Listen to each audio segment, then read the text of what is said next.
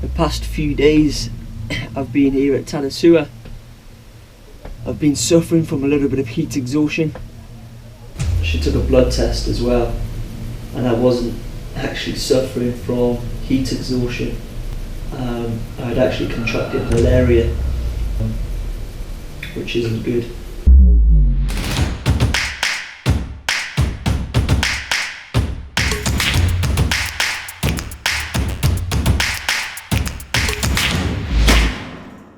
So in 2015, I was attempted to become the first person in the world to walk the entire length of the island of Madagascar, from the most southern point to the most northern point, a distance of 1,600 miles that took 155 days to complete, via the interior while summiting the 8 highest mountains along the way.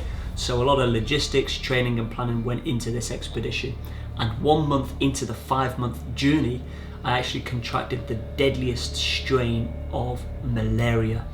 And I remember how it happened. I rocked up into a small community, and that community was actually suffering from the bubonic plague, such an ancient disease, but it's still out there in Madagascar.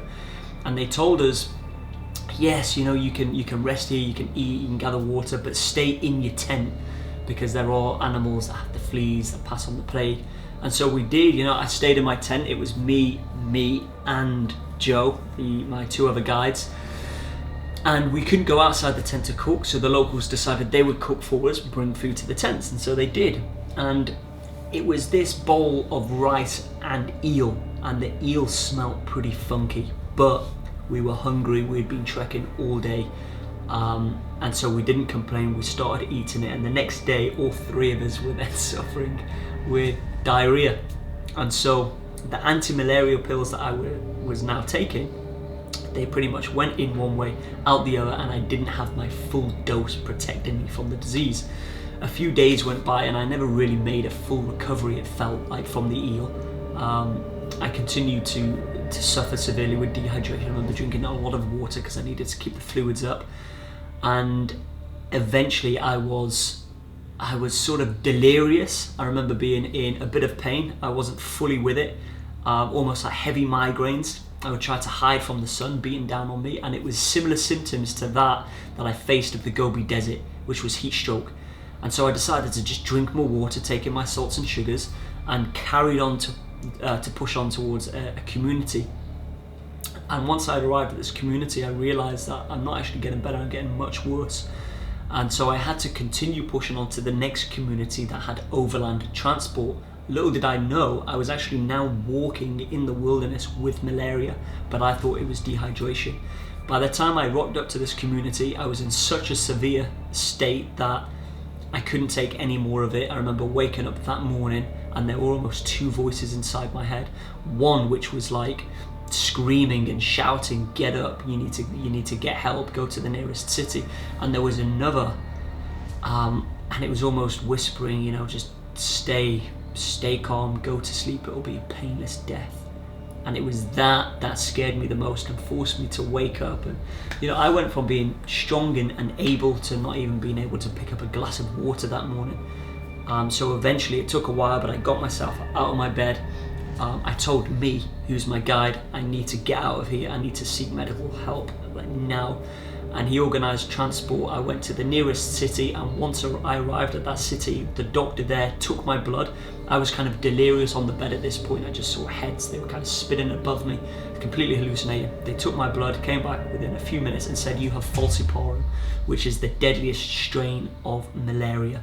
There's 4 different strains. You've got the 3 lower ones, which aren't as deadly, but they can remain dormant in your system. And then you've got the deadliest, which is falciparum. It can usually kill you within 24 hours. But if you catch this one, it can be fully eradicated out of your system. And once I'd arrived at the city, and once the doctor had taken my blood, she pretty much said, if you were 3 hours later to the city, you would have potentially slipped into a coma and died.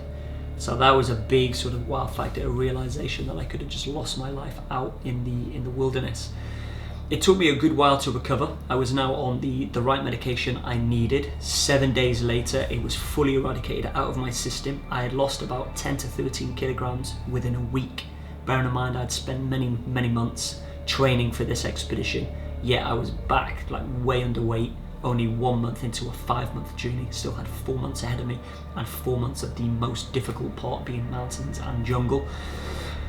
But I cracked on. I carried on with my journey up to north of the island, and as I pushed on, I was coming across more locals that were suffering with malaria, and I realized that this is rife. This is all over the country. It's destroying families, it's destroying communities, it's causing starvation because the parents can't go to work and make the money they need to feed the family. It's causing a lack of education because the younger generation can't go to school because they're suffering with the disease.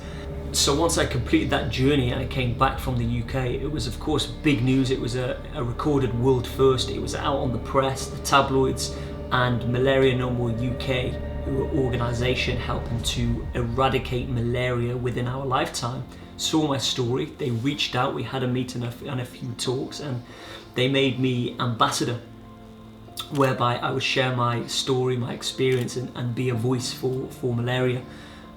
Which was great, and you know, we collaborated for a while, did a number of different talks, but then I was pulled in to do a very big talk. I was 26 at the time. I was asked if I could address the UK government in Parliament for an increased funds which would help to save more lives from malaria. And of course I agreed to that. I got the presentation prepared, and I remember that morning sort of, you know, waking up and thinking of all of those different Malagasy locals that I met on my Madagascar journey, and I felt this sense of responsibility that I really want to make sure that I share my story to such an extent that the people in the crowd, the decision makers, are feeling it and want to move forward and agree in the increase of funds. And so I was there, and you know, there was lots of sort of suits. It was a very busy atmosphere. I was there also with Annie Lennox from Eurythmics, and I presented my story, my experience out to the team, and through a joint effort with all of us there working on this together, we succeeded in getting 20% into the global fund, which took it to £1.2 billion, which in turn helped to save over 8 million lives within the next 5 years, which was huge, massive. I remember feeling very, elated. It was a huge step for Malaria No More UK.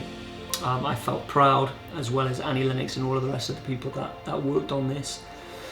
That was a huge sort of reminder that these expeditions aren't just world records or sort of for entertainment or discovery purposes or sharing the journey. I can actually really sort of give back, even if it means facing the darkest point and such a negative. I can actually turn this into a positive and give back where I can. You know, the medication to fight malaria costs no more than the same price as a cup of coffee, but a lot of locals in Madagascar just simply can't afford a cup of coffee. So again, I was one of the lucky ones. I came back, I helped to be a voice, shared my experience more, got it out there, and I always will continue. So I guess the lesson there is, if you ever think you're going through a hard time, which I'm sure we all face at very difficult times, learn from that difficult time that you're going through, because the storm has never come to stay, it's come to pass. You must weather the storm, and you'll always find a way that story will then go on to help someone else. If you enjoyed this video, subscribe, like, comment below. I have got stories for days that I will be sharing with you guys, and so let me know what more you want to hear. But if you want to know more about Malaria No More UK, I have added their website in the description, so head on over, and if you can help them with the fight, then great.